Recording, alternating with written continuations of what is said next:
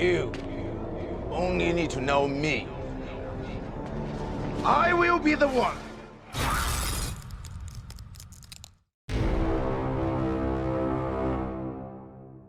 So I know I've made a lot of Gear 5 videos. By a lot I mean 4 or 5. Well, actually some of the videos aren't really about Gear 5, but include discussions about Luffy's next gear, be it a new Gear 4 or a final gear beyond Gear 5. If Oda were to do that, to go down that route. Although the general belief in the community is Gear 5 would be his last, so as to not overdo it. To quickly touch upon the other new gear ideas, one talks about fire, the other conquerors. In my most recent gear video, I considered the possibility that either Gear 5 or Luffy's final gear would involve flames. Whether that happens against Kaido or Blackbeard or some other opponent, who knows? It's an interesting idea a few others have touched upon. I went into detail about Shanks' sword Griffin guiding the chariot of the sun god Apollo, and how Shanks is a mentor of sorts to Luffy, a role model, in which Luffy is believed to be the sun god Nika as an alternative reference to Joy Boy. The sun is further seen as Luffy uses Red Hawk in a recent scene from the anime. This has to be deliberate because it occurs around the time Oda introduces us to Nika, and so whether it is due to conquerors, as I said in one video, or maybe Luffy's awakening and the process of vulcanization or vulcanizing rubber through fire, Luffy might one day unlock a flaming gear since he's damaged or intimidated Kaido with what seems to be 2 Rio-infused fiery Red Hawk attacks so far. That was a quick summary, right? For those of you that wish I'd get to the point sometimes, maybe we'll keep things nice and short like that in the future. No promises though. Next up, conquerors. 世界最高の戦争始めようぜ。お前の相手は俺だ。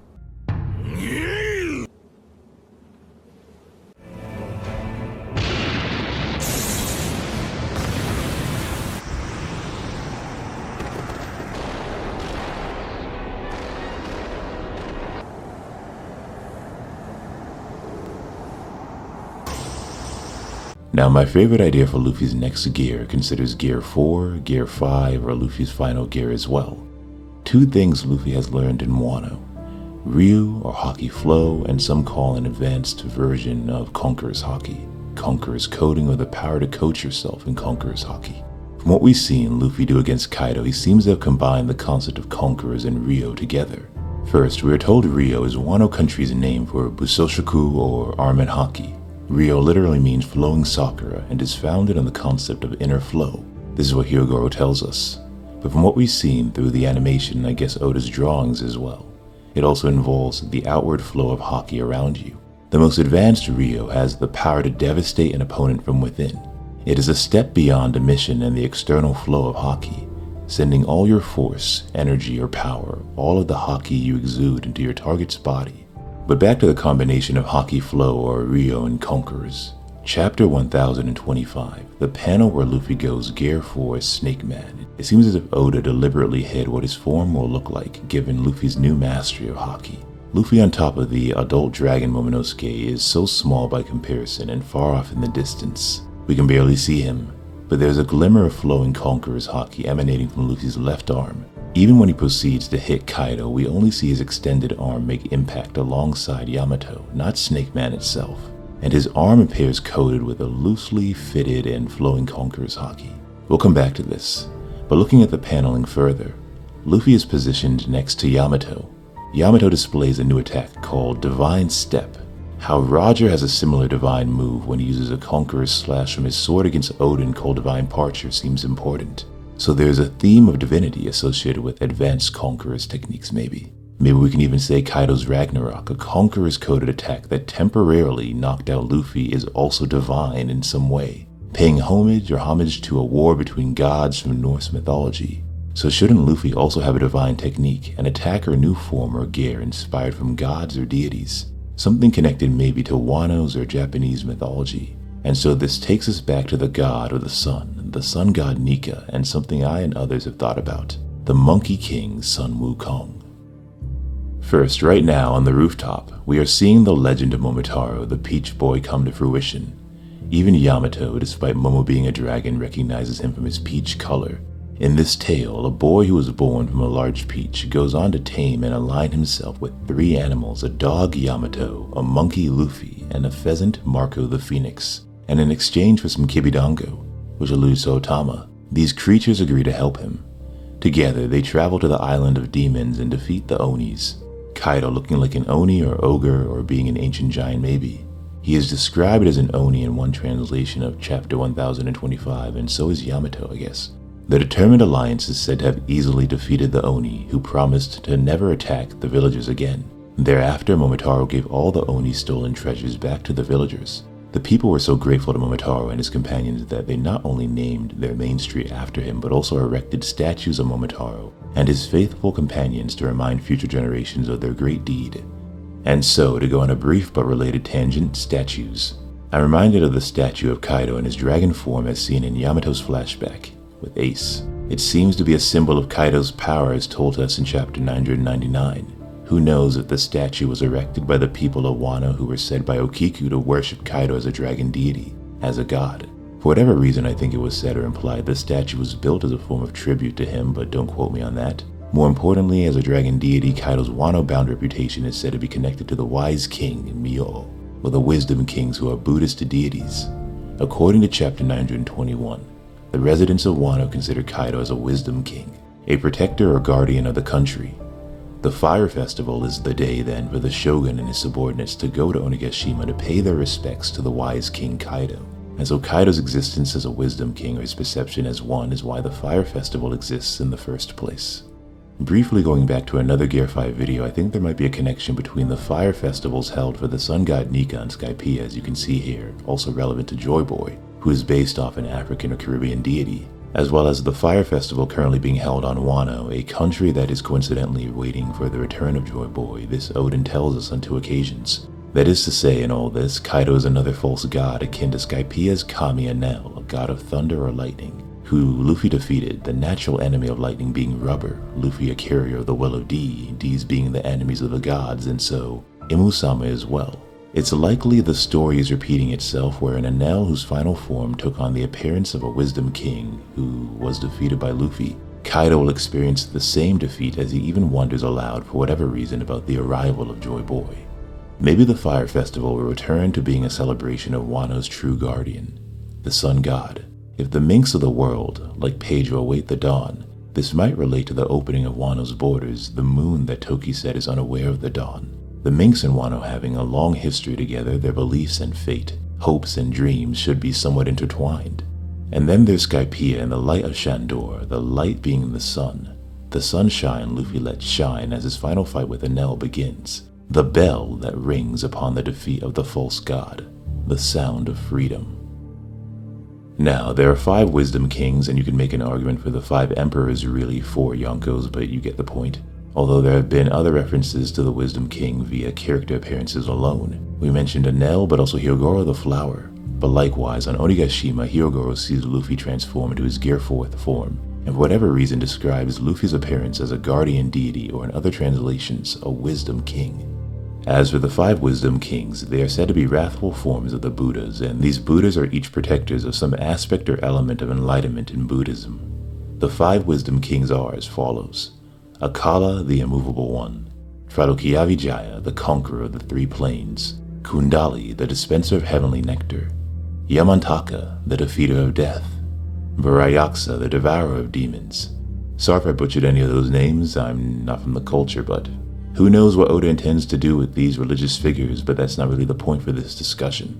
Rather, because the people were so grateful to Momotaro and his companions that they erected statues of Momotaro and his faithful companions to remind future generations of their great deeds as said. Will Kaido's statue that was destroyed by Ace be replaced by one of his brother Luffy, the new deity or protector? Along with maybe statues of Zoro or Yamato, maybe Momonosuke since he's now a fully grown dragon deity as well.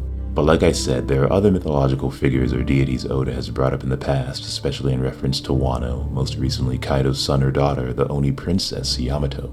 Yamato ate the Inu Inu no Mi, model Okichi no Makami, a mythical Zoan-type devil fruit that enables transformation into a divine wolf. According to Kaido, this beast is a guardian deity of Wano country. Yamato ate this fruit purely out of hunger despite the fact it was not meant for her, so it makes you wonder who it was truly meant for. That aside, a divine wolf, a divine protector or guardian deity of Wano. And so we have Kaido, Yamato, and Luffy, maybe Momo also, as guardian deities. Gods, you could say. Right now, we have Momonosuke the Peach Boy or Peach Dragon, Yamato the mythological dog, and Kaido the Oni on the roof. What we're missing now is Marco the Phoenix or Blue Pheasant to complete the legend of Momotaro by having all three join alongside Monkey D. Luffy, even if for a brief panel or shot of them standing before Kaido, the Oni or Ogre King.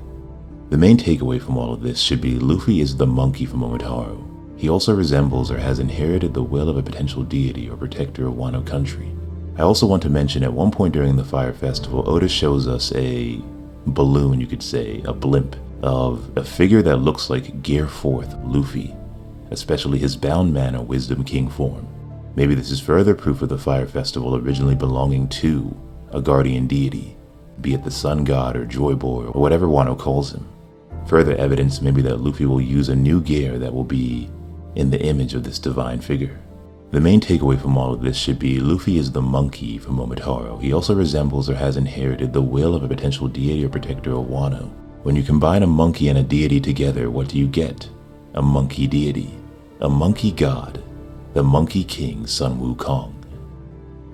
To begin, Sun Wukong is the fabled Monkey King made most famous for his role in Journey to the West, where he makes friends and foes among all the gods of China in his many adventures. If this sounds familiar, Luffy is currently on a westward journey from paradise, the old world, to the new world along the Grand Line. It is said that one time Sun Wukong visited Wukong, the Dragon King of the Eastern Sea.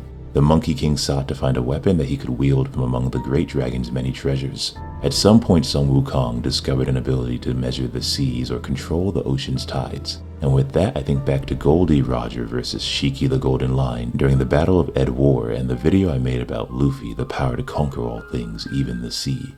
The ability is said to have been a chaotic power that plunged the oceans into chaos, and the Dragon King was said to be not just fearful, but left in awe of Sun Wukong's power. According to the book Journey to the West, Sun Wukong first gave himself the arrogant title of the Great Sage equaling heaven.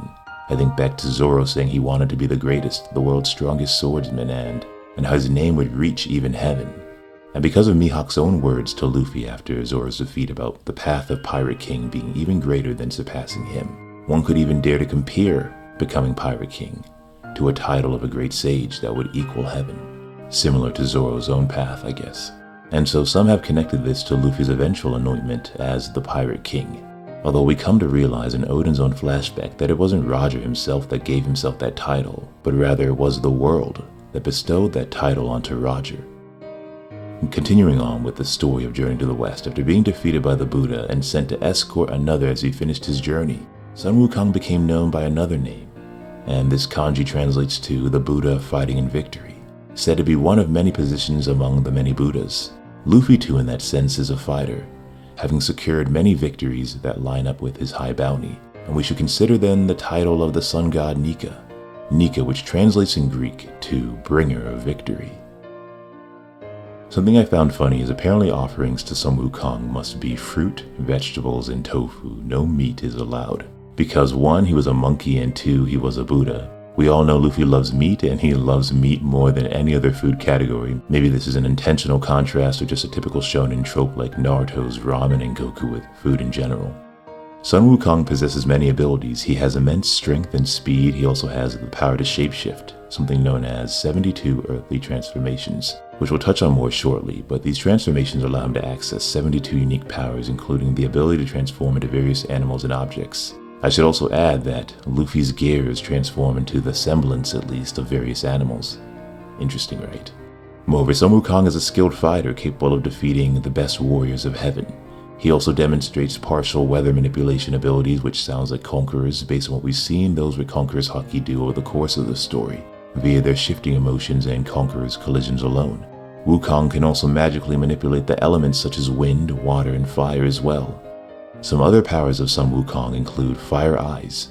Eyes said to be highly observant, so much so that they could see all evil and through anyone's deception.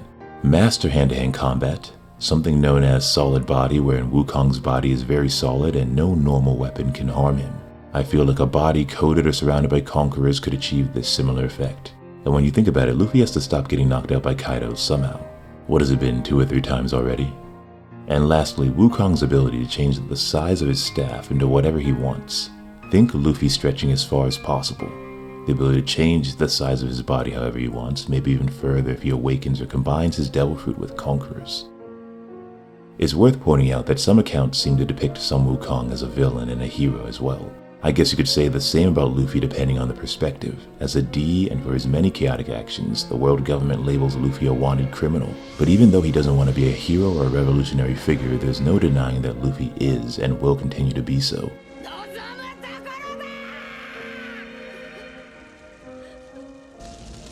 Also, Wukong was pretty much killing all the gods in the celestial world until Buddha dropped a mountain on him. It's said that in the story Journey to the West, Sun Wukong rebels against heaven, wreaking havoc against and even defeating various gods or celestial beings. His attack on heaven, maybe one day Luffy and Mary Joie, became widely known as one of his most famous deeds. As mentioned, Luffy has journeyed west, and along his journey he has defeated various gods again and again. Enel, soon to be Kaido maybe, and eventually a Musama maybe. To be honest, I don't think there's been a character more disrespectful to authority than Monkey D. Luffy, punching a celestial dragon for hurting his friend, and before that, challenging the world government to a fight in a dramatic declaration of war, you could say. Even what Luffy said to the giant Dory way back during East Blue. Gods? Divine protection? What's that got to do with anything? You shouldn't give up your life just because the gods want you to. Going back to something I said earlier, maybe just as Skypiea had a false god and a fire festival before Luffy defeated Enel, just as Wano has the false dragon god Kaido, and there's currently a fire festival before Luffy maybe defeats Kaido. Maybe Elbaf will have a fire festival as well as a false god there too. Or maybe there will be a twist or shakeup of this formula. Think of Shanks. We know Elbaf worships its own sun god. Another quick point. The speech of Luffy about gods to Dory in chapter 119 is followed up by a scene of him trapped under a mountain. Luffy is left to reflect on Dory's words and warrior spirit, just as Sun Wukong, as I said, is said to have been temporarily trapped under a mountain by the Buddha to reflect on his own behavior. Maybe Oda has scattered elements of the Sun Wukong story throughout his own story of One Piece. Now I just want to stress, after diving into the mythology of Sun Wukong, that many of his abilities will only be possible with an awakening from Luffy. I'd also want to add that given Luffy's newfound focus on Haki flow, letting energy, Haki, or spirit flow from within and beyond your body, maybe this will allow Luffy to stumble upon his awakening unless someone specifically teaches him how to do it in the future. An awakening that has both attributes of a Zoan and a Paramecia Devil Fruit user, altering Luffy's body, enhancing his strength, speed, and durability, but also flowing his Devil Fruit power to his surroundings, rubberizing the environment, allowing him to bend the elements like Aang from the Avatar, the same elements Sun Wukong was said to be able to manipulate. The Avatar is also interesting given his connection to the spirit world, and Conquerors is connected to the spirit and many divine abilities in the series. Again, think Yamato, Luffy, and Roger. As for Sun Wukong, Luffy's awakening and rubberizing the environment goes back to an old theory about Son Goku from Dragon Ball, whose mangaka or author Akira Toriyama is a major inspiration for Ichiro Oda. Goku, who is known for using a power pole that can stretch like rubber. Moreover, personality and appearance-wise, Luffy is very similar to the monkey-like character of Son Goku, not just as a main character, being very childish and naive, having messy black hair and eating too much food, but also his name Monkey can be referenced to Goku's Saiyan tail, some believe, which resembles a monkey tail. Although there's also the idea that Oda just wanted to name Luffy Monkey because of the way he behaves. Also, Oda was asked in an SBS for Volume 20, Oda-sensei, out of the 5 crew members, Luffy, Zoro, Usopp, Nami, and Sanji, what animals do you think they most resemble? Not surprisingly, Oda responded by saying Luffy would be a monkey.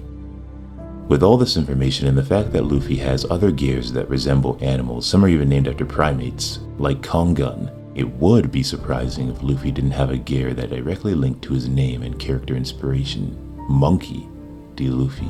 The Monkey King Sun Wukong, the last guardian deity of Wano, monkey being the animal reference, D being an enemy to the gods just as Sun Wukong was, directly challenging heaven.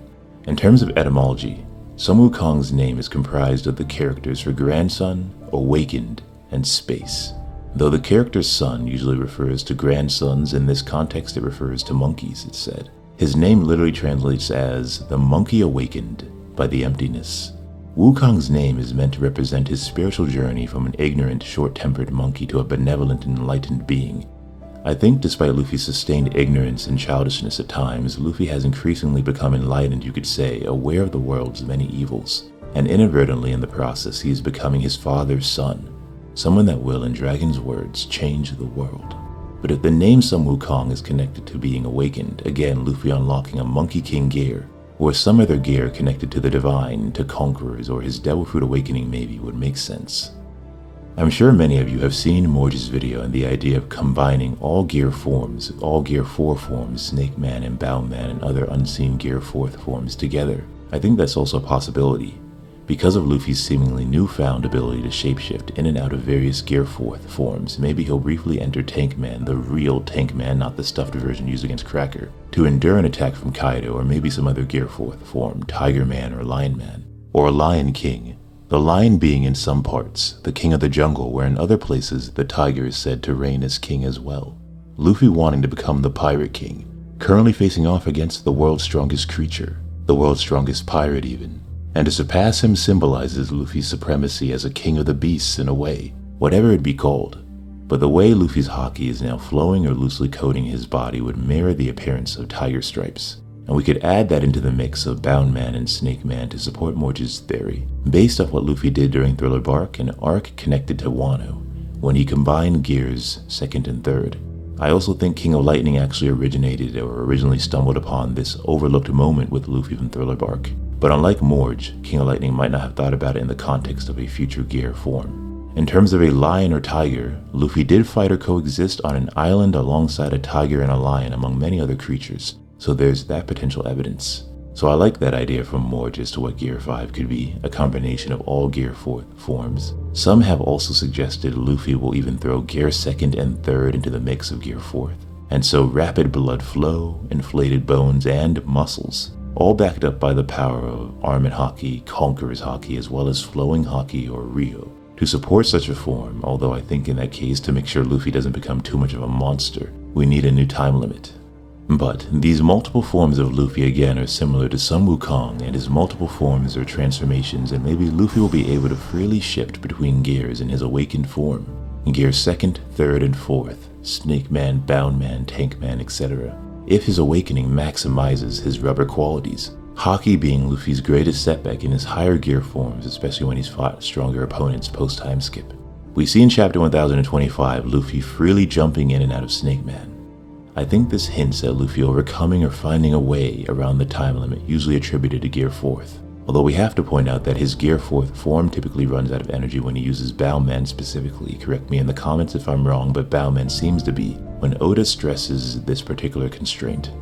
If you're shifting in and out of forms, time is no longer a factor. And again, I think the loosely coated Haki as seen in this panel from chapter 1025 indicates that just as full body Armored Haki is too spread out and has weaknesses as seen in Law vs. Virgo on Punk Hazard and Zoro vs. Pika on Dressrosa later, Luffy has still been ineffectively using his Haki when it fully coated even a fraction or lesser segment of his body, such as an arm or a leg. When you consider Gear 4th, Luffy surrounds a large segment of his body with Haki. Maybe his next gear will use even less Haki than it currently does. Less is better. And to bring this back to Zoro and Mihawk, grace is better too. These are the words Mihawk tells Zoro. That seems to be a part of Luffy's training with Ryo. Flow, not force. So imagine a more graceful gear, because now the Haki looks like it's spiraling or flowing freely and loosely around that body part. A clear evolution in technique, something we'll surely see more of in the future with a new gear, be it Gear 4, Gear 5, or his final gear. And so, whether the name of the deity Luffy might become is inspired by Sun Wukong, another monkey deity, or some other figure of legend, or some other animal, evidence suggests Luffy alongside the dragon Momonosuke and Yamato is another divine protector of Wano country. But as usual, we will have to wait and see. Don't forget to like the video, comment with your thoughts below, share this with your friends, and subscribe. Also click that notification bell. As always, there is more to come. Until next time, I'll see you all in Valhalla.